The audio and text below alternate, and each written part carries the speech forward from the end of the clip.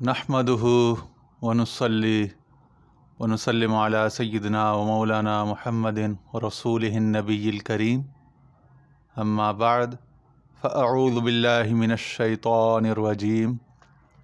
बिस्मिल्लाहिर रहमानिर रहीम क़ाल अल्लाहु तबारक व तआला फ़ी कलामिहिल अज़ीम अल्लज़ीना यज़्कुरूना अल्लाह क़ियामन व क़ुऊदन व अला जुनूबिहिम वयतफ़क्करून फ़ी ख़ल्क़िस समावाति वल अर्द रब्बना मा ख़लक़्त हाज़ा बातिला सदक़ल्लाहु मौलानल अज़ीम। अच्छा जी, आज 28 दिसंबर है 2020, जमादिल अव्वल 1442 हिजरी और सोमवार का दिन है। बहुत से दोस्तों से ये बात हो रही थी कि आवाज़ दोस्त सीज़न 2 के नाम से शेखुल अकबर मुहियुद्दीन इब्न अरबी रहमतुल्लाह अलैह के मारिफ़ व हक़ाइक़ का बयान और उसको समझने की कोशिश करने के सिलसिले में एक सिलसिला शुरू करना है वीडियो लेक्चर्स का। तो बस अल्लाह ताला की तौफ़ीक़ से उसके बाबरकत और बुलंद बाला शान व शौकत वाले नाम की बरकत से शुरू करते हैं। तो शेखुल अकबर मुहियुद्दीन इब्न अरबी की ज़ात, उनके जो ज़माना था वो तो इन शॉर्ट बता दूं कि 7वीं सदी हिजरी के ये बुज़ुर्ग थे। ग़ालिबन स्पेन में इशबीलिया में इनकी विलादत हुई और या ज़माने तालिब इल्मी वहाँ पे गुज़रा, वो आप गूगल से चेक कर लीजिएगा, विकिपीडिया से। मैं पुरानी मालूमात पर ही इन्हिसार कर रहा हूँ। तो अपने ज़माने के तमाम अजल उरफ़ा, औलिया, सूफ़िया, मुहद्दिसीन, मुहक्किकीन के सामने इन्होंने ज़ानुए तलम्मुस तय किया और कसीरुल असफ़ार थे। कई बार ज़ियारत मक्का व मदीना हरमैन शरीफ़ैन के लिए तशरीफ़ ले गए, दमिश्क गए इल्म की तहसील के लिए और दीगर बिलाद इस्लामिया के ममालिक में आपका सफ़र रहा। और बचपन, मौलाना रूम का बचपन था और शेखुल अकबर की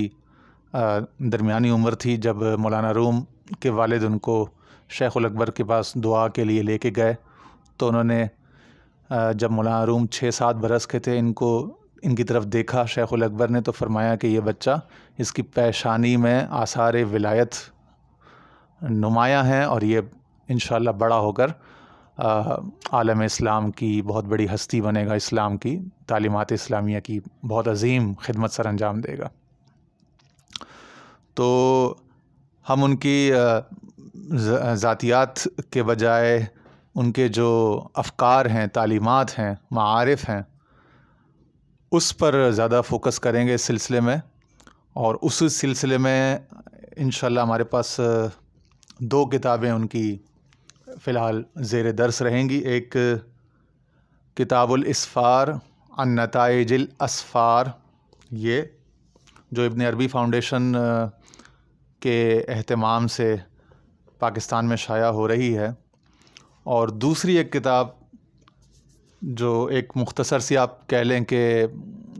सूफ़िया कराम उरफ़ा की एक मिशकात शरीफ समझ लें आप, तो ये मिशकातुल अनवार फ़ी मा रुविया अनिल्लाहि मिनल अख़बार। और उर्दू तर्जमा भी, यानी उर्दू तर्जमा इस उन्वान का तो नहीं है, लेकिन इसके मज़ामीन के हवाले से जो अबरार अहमद शाही साहब हैं मुतरजिम इब्न अरबी फ़ाउंडेशन के, उन्होंने इसको नाम दिया 101 अहादीस कुदसी। तो जैसा कि नाम से ज़ाहिर है, इसमें अहादीस कुदसी हैं और उनकी तादाद 101 है। और शेखुल अकबर ने मिशकातुल अनवार इसका नाम रखा हुआ था, फ़ी मा रुविया अनिल्लाहि मिनल अख़बार, यानी उन अहादीस के बाब में जो अल्लाह ताला से रिवायत की गई, यानी अहादीस कुदसिया। इस पर आएंगे इंशाअल्लाह, इसमें से अहादीस का भी दर्स होगा। लेकिन फ़िलहाल हम जो हमारी ज़िंदगी में जो ब्रेक थ्रू और जो ग्राउंड ब्रेकिंग इम्पोर्टेंस की जो किताब साबित हुई کتاب الاسفار کہتا تھا میں اس کو پہلے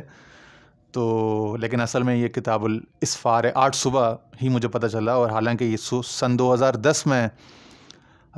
شیخ الاکبر کی اس کتاب سے میرا تعارف ہوا تھا. ہمارے ایک دوست ہیں سید وجاہت رسول قادری الگیلانی، ان کی لائبریری میں یہ کتاب موجود تھی، وہاں سے تعارف ہوا. اس کتاب کے میں نے چند جب صفحات پڑھے تو میرے دل کو بھائی.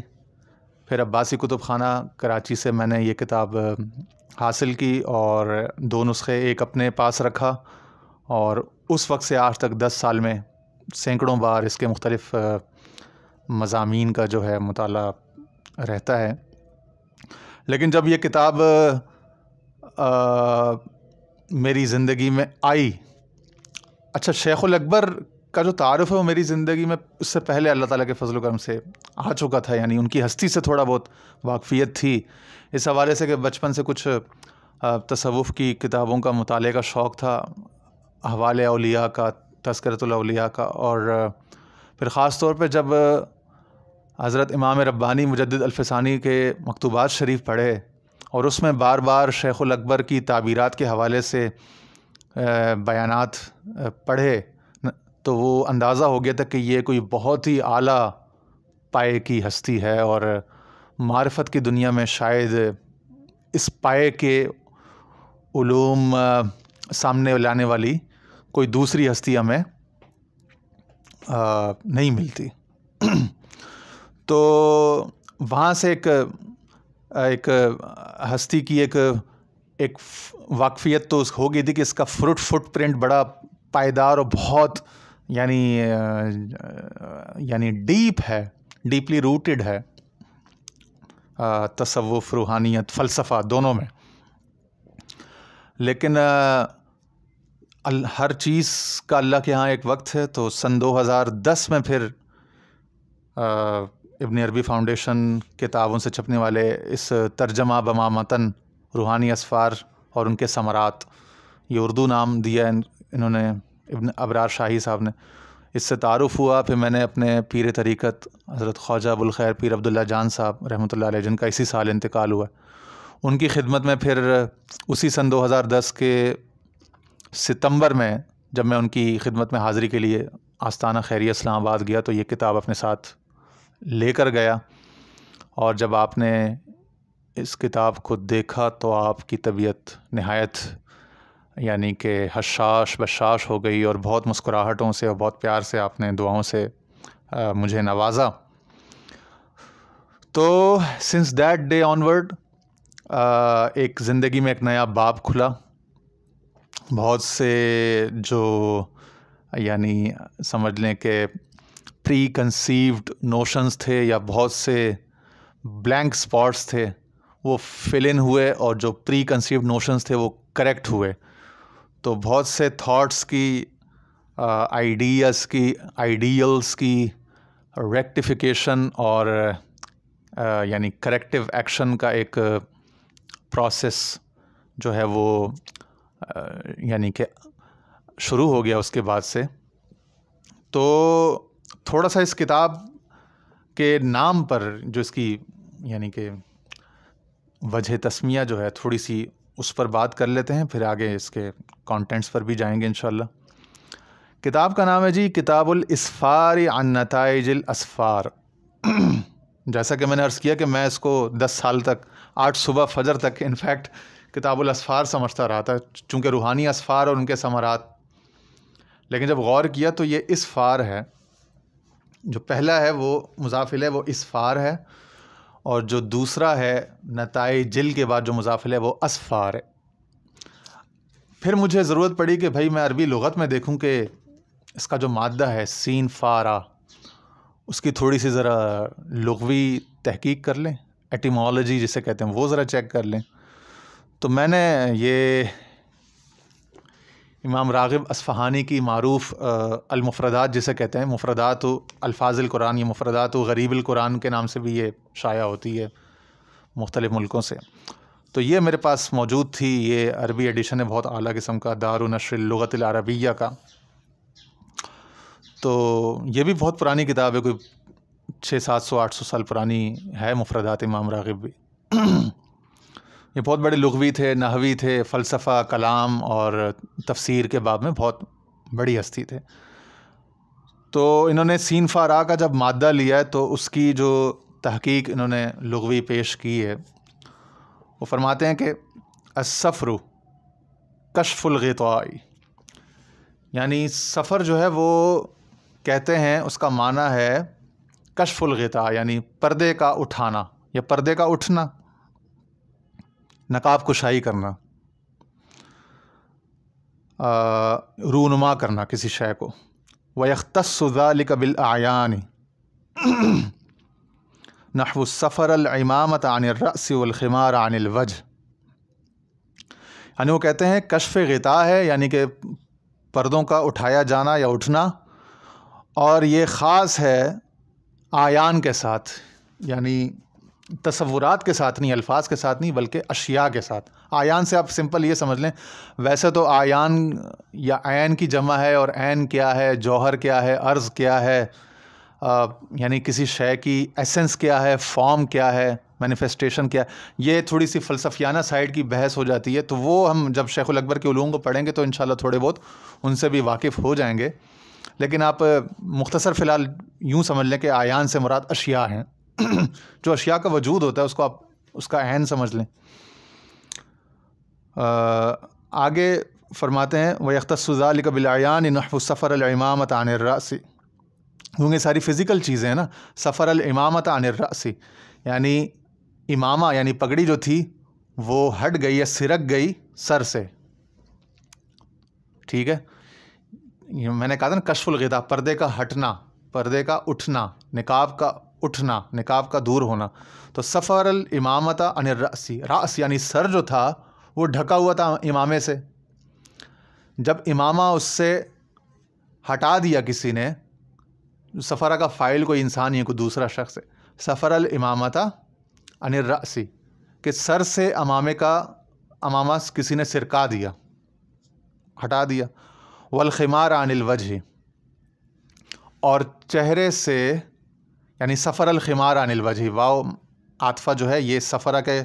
فعل کو کنٹینیو کر رہی ہے کہ امامہ سر سے جدا ہوا، دور ہوا، اور اسی طرح چہرے سے نقاب پلٹا یا الٹا، چہرے سے نقاب ہٹا، تو رونمائی ہو گئی، چہرہ بھی رونما ہو گیا، سر بھی بے نقاب ہو گیا۔ یہ ہے کشف غطاء، یہ سفر کا، سین فارا کا جو حروف اصلیہ ہیں، سین فارا جو مادہ ہے، اس کے روٹ ورڈ یعنی اس کے معنی میں یہ چیز ہے۔ والسفر البیتی، اب آگے مثالیں دیکھ رہے ہیں۔ اب یہ اچھا وہی سفر، سین فا پہ یہاں پہ سکون ہے، ساکن، فا جزم کے ساتھ ہے، سین پہ زبر ہے، فتحہ ہے، فا پہ سکون ہے، اور را پہ وہ تو خیر نحوی طور پہ وہ جب مبتدا ہے تو السفر ہو گیا۔ آگے فرماتے ہیں وَسَفْرُ الْبَيْتِ كَنْسُهُ بِالْمِسْفَرِ أي الْمِكْنَسِ، اور کہتے ہیں اسی طرح سفر البیت کنسہ بالمسفر، گھر کا سفر یعنی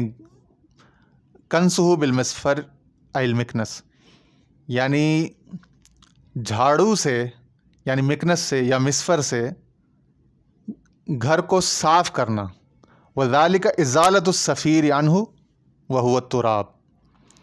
اور یہ کیا ہے؟ ازالۃ السفیر عنہ وہو التراب، سفیر کا اس سے ہٹانا، گھر سے ہٹانا۔ سفیر کیا ہے؟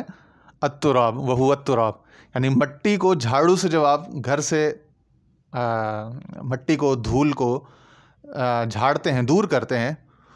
تو یہ عمل جو ہے نا اس کو بھی سفر کہتے ہیں، اسے کہتے ہیں گھر کا سفر۔ گھر کا سفر کیا ہوا؟ گھر کی صفائی سمجھ لیں آپ اردو میں۔ سفر البیت کنسہ بالمسفر ای المکنس وذالک ازالۃ السفیر عنہ وہو التراب الذی یکنس منہ، یعنی کہ اب یہاں پہ کہہ رہے ہیں کہ ازالۃ السفیر، یعنی کہہ رہے ہیں کہ جو مٹی جو وہو التراب الذی یکنس منہ،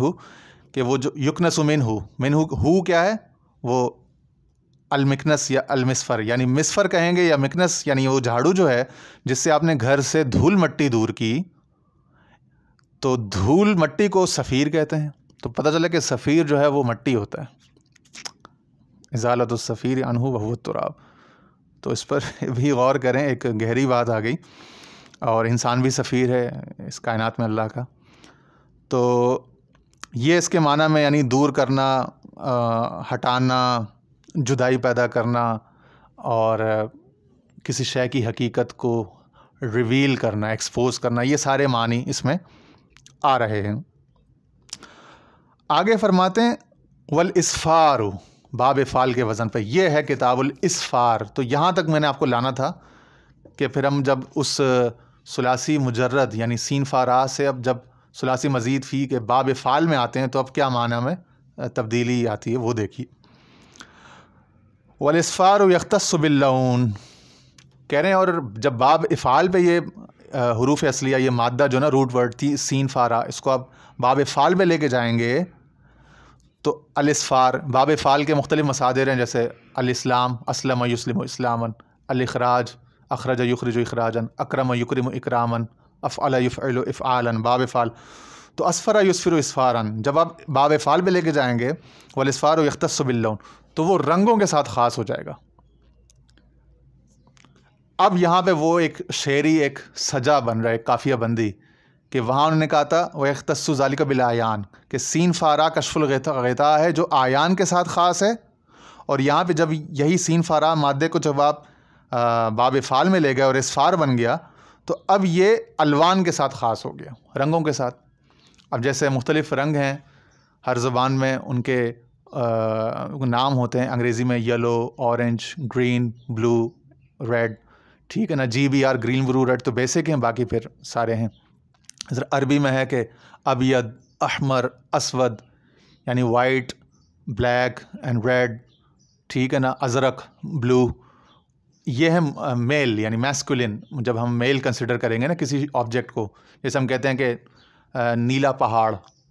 نیلا آسمان، کالا پہاڑ، ٹھیک ہے نا. یا ہم کہتے ہیں نیلی سیاہی، نیلی دوات یا کالی رات. تو مؤنث و مذکر ہے ہمارے ہاں اردو میں، اسی طرح عربی میں بھی ہیں. ازرق ہے تو اس کی مؤنث زرقا ہو جائے گی، اسود ہے تو سودا، ابید ہے تو بیضا، اور احمر ہے تو حمرا، ٹھیک ہے نا. تو یہ اسماء الوان ان کو کہتے ہیں کہ رنگوں کے نام. تو وہ کہہ رہے ہیں کہ جب اسفار پہ جائے گا تو یختص باللون نحو. اب قرآن سے ایک مثال دے رہے ہیں، سورہ مدثر کی آیت نمبر 34 ہے، والصبح اذا اسفر ای اشرق لونہ، والصبح اذا اسفر، اور صبح جب وہ روشن ہو جائے، ای اشرق لونہ، کہ جب اس کا رنگ واضح سفید ظاہر ہو جائے رنگ. تو باب اسفار میں رنگ کا ظاہر یا بالکل یعنی جوبن پہ آ جانا. تو رنگ ظاہر ہو جائے، رنگ جوبن پہ آ جائے، یہ باب افعال میں اس سفر کی پراپرٹی یا معنی جو نا اس کا آپ یوں سمجھیں گے. آگے پھر اس سے ایک اسم الفاعل بن رہا ہے مؤنث کا، وہ بھی سورہ عبس کی آیت نمبر 38 ہے. وہ قال تعالی وجوہ یومئذ مسفرہ، کہ یعنی کہ کانٹیکسٹ اس کا سیاق و سباق یوں ہے کہ اس میں جنت اور یعنی پوسٹ قیامت جو آپ کے احوال ہیں وہ بتائے جا رہے ہیں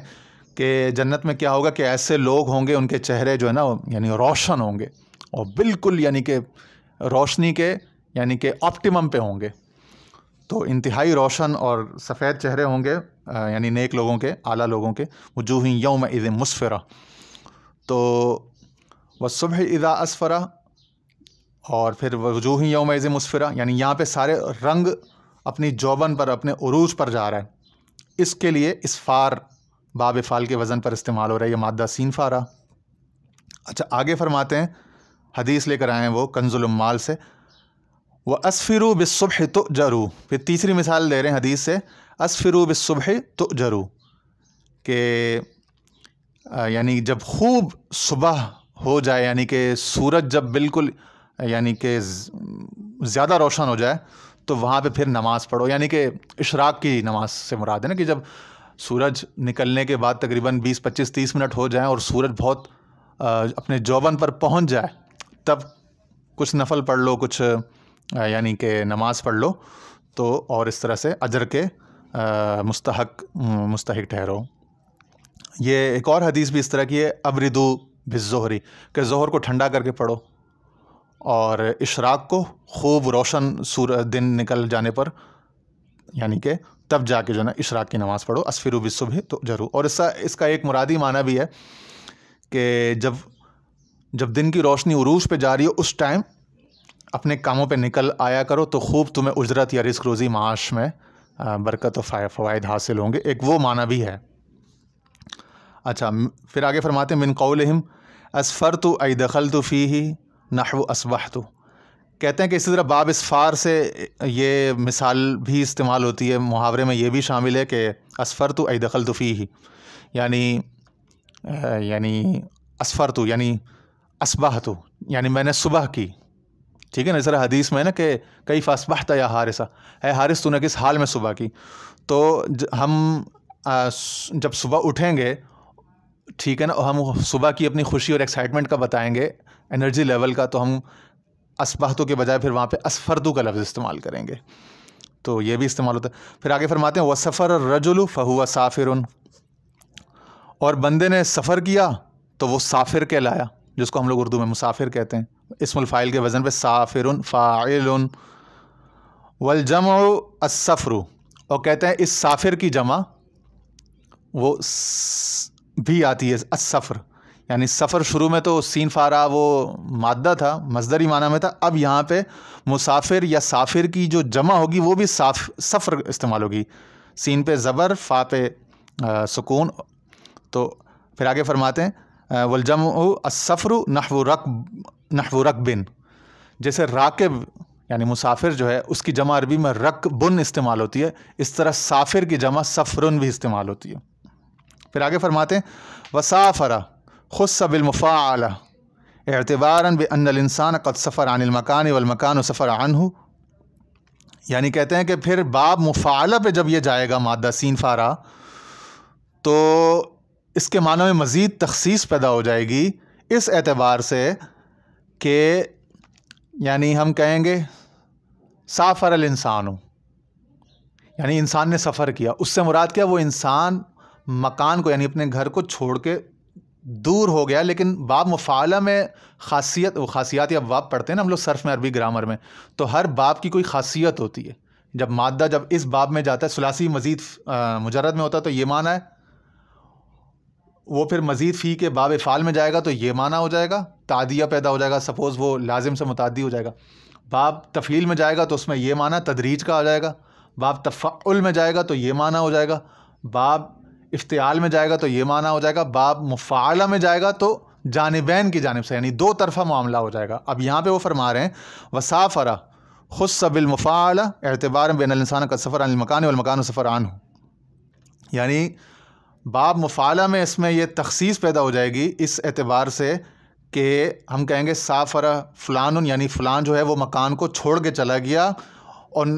اس میں معنی یہ ہوگا کہ مکان بھی اس کو چھوڑ کے الگ ہو گیا، یعنی وہ بندہ مکان سے جدا ہو گیا،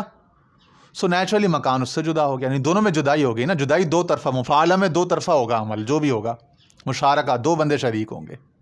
ٹھیک ہے نا، ملاحظہ دو بندے ایک دوسرے کا لحاظ کر رہے ہیں، مصافحہ دو بندے ایک دوسرے سے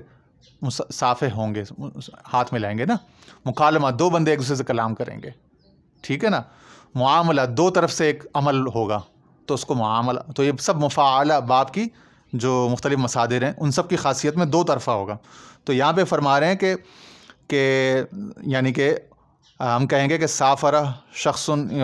فلان خص بالمفاعلۃ، کہ باب اعتبار میں اس میں یہ تخصیص پیدا کر دی جاتی ہے یا کر دی گئی ہے کہ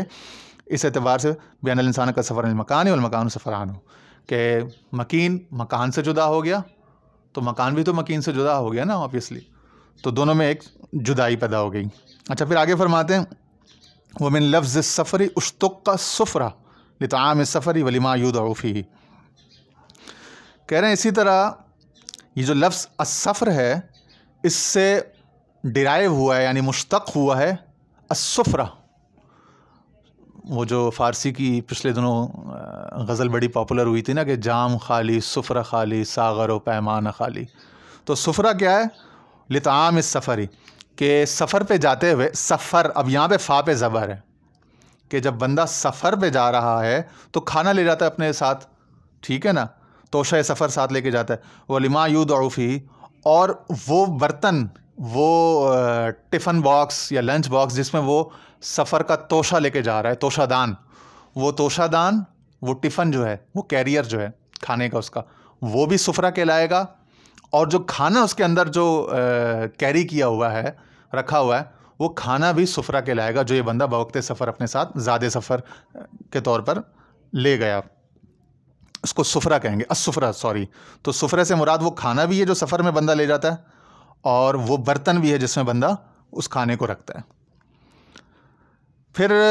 سورہ النساء کی آیت نمبر 43 انہوں نے لی ایک اور مثال، وَإِن كُنتُم مَرْضَىٰ أَوْ عَلَىٰ سَفَرٍ، وہ جو روزے کی آیت ہے نا کہ کن کن پر روزہ فرض ہے، تو اس میں پھر ایک ایکسکلوزو ایک کلوز آئی ہے کہ کن کن لوگوں کو اس سے استثناء حاصل ہوگا، تو وہاں فرمایا کہ پھر اگر تم میں کوئی بیمار ہوں یا کوئی سفر پہ ہو یعنی مسافر ہو تو اس پہ روزہ یعنی کہ اس میں رخصت ہے۔ پھر آگے فرماتے ہیں وَالسِّفْرُ، اب یہ سین کی زیر کے ساتھ، ٹھیک ہے، ابھی تک ہم سین کی زبر اور فا پہ جزم کو پڑھ رہے تھے، اور پھر سین پہ زبر اور فا پہ زبر کو، پھر باب فعل پہ اسفار کو، پھر باب مفاعلہ پہ مسافرہ کو پڑھ رہے تھے۔ اب ہم آ گئے ہیں یہاں پہ صفر کے ساتھ، تو یہ جب صفر کے ساتھ آتا ہے تو اس کا مراد، اس سے معنی ہوتا ہے وَالصِّفْرُ الْكِتَابُ الَّذِي يُسْفِرُ عَنِ الْحَقَائِقِ وَجَمْعُهُ أَسْفَارٌ۔ کہہ رہے ہیں کہ صفر سے جب یہ استعمال ہوگا تو اس سے مراد ہوگی الکتاب الذی یسفر عن الحقائق، کہ وہ کتاب جو حقائق سے یسفر کرے، جو باب اسفار کی پراپرٹی تھی نا کہ رنگ کو خوب واضح کرے، یعنی وہ کتاب جو حقائق کو بالکل واضح کر دے، بالکل اوپر لے آئے کہ کسی قسم کا کوئی ابہام اور کوئی لا علمی نہ رہے، تو ایسی کتاب کو صفر کہتے ہیں، ٹھیک ہے جی، یا صفر کتاب کو کہتے ہیں وہ جو حقائق کو واضح کر دے۔ وَجَمْعُهُ أَسْفَارٌ، اور پھر کتاب کی جمع اسفار ہو گئی۔ جب صفر بمعنی کتاب استعمال ہوگا تو اس صفر کی جمع اسفارن ہو جائے گی، افعال کے وزن پر، یعنی جیسے کتبن۔ قال تعالیٰ کمثل الحمار یحمل اسفارا، سورہ جمعہ کی آیت نمبر 5 ہے، اس مثال انہوں نے یہاں سے دی ہے کہ جیسے کہ اللہ تعالیٰ نے فرمایا کہ مثال دی ہے ان لوگوں کی جو علم کی کتابیں تو اٹھائے پھرتے ہیں مگر یعنی کہ اس علم کا فہم نہیں ہوتا، یا اس کا اطلاق بے وجہ بے محل کرتے ہیں،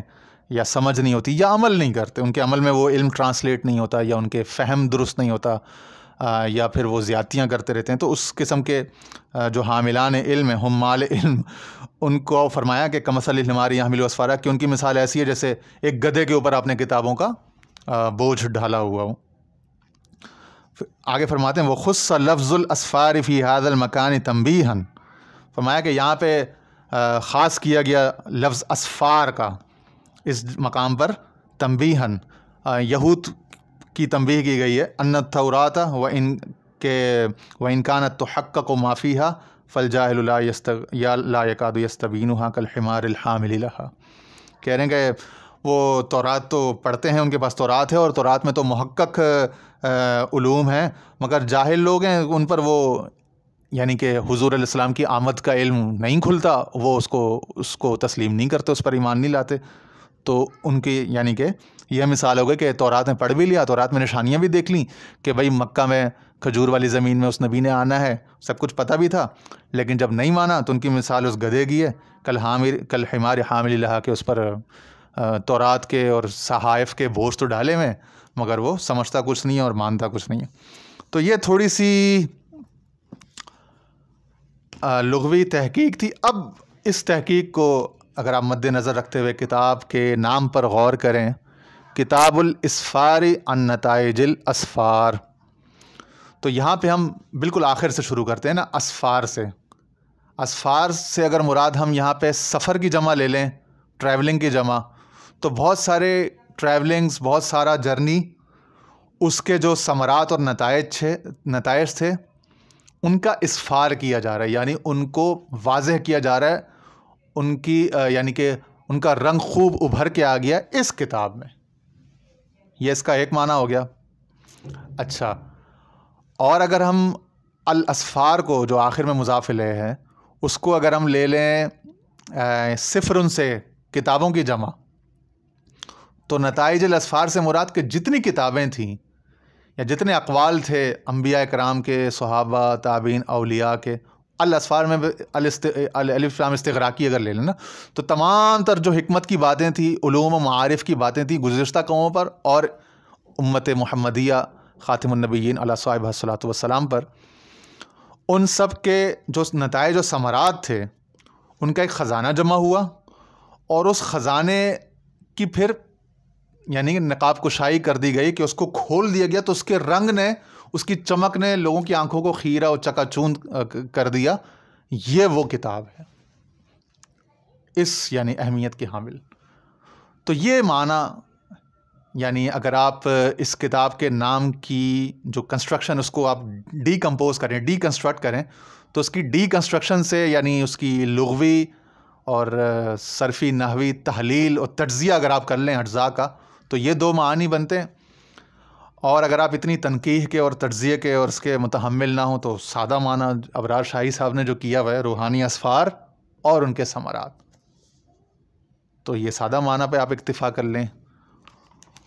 وٹ ایور یو لائک. تو یہ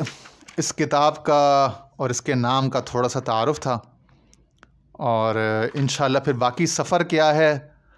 اور راستہ کیا ہے اور مسافر کیا ہے اس پر انشاءاللہ ہم اس کی اگلی قسط میں بات کریں گے. وآخر دعوانا ان الحمد للہ رب العالمین.